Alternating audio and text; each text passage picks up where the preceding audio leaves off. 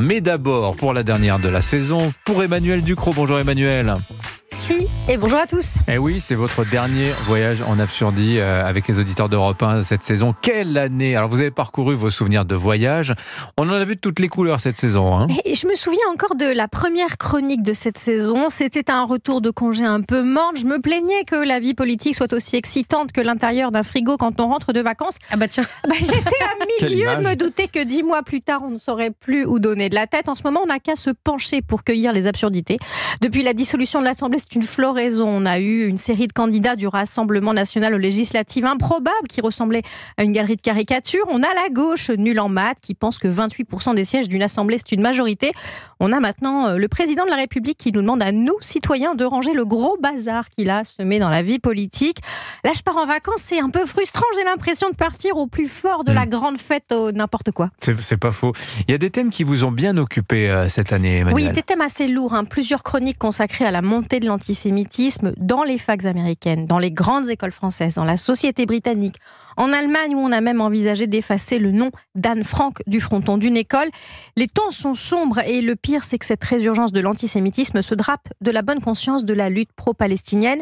Une partie de nos concitoyens est incapable d'envisager qu'on puisse à la fois s'inquiéter des civils de Gaza et refuser d'accuser de leur sort tous les juifs de la planète assimilés à Israël.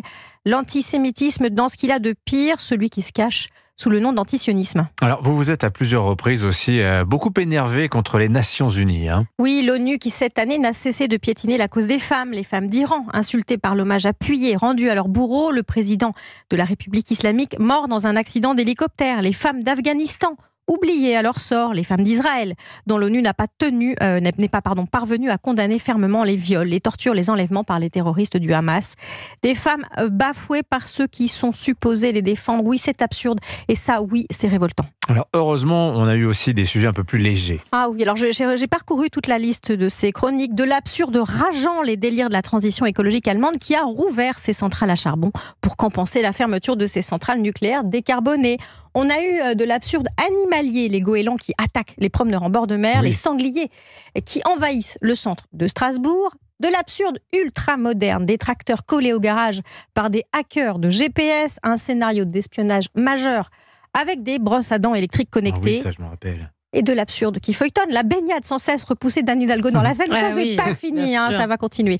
De l'absurde administratif, des haies régies par 70 textes de loi, des boîtes de camembert en bois menacées par la norme européenne, des paillettes interdites à la vente, et puis de l'absurde rigolo. Ce sera une des plus belles images de cette année, une bonne sœur qui plaque dans la boue, comme au rugby, l'écolo qui conteste la construction de son église.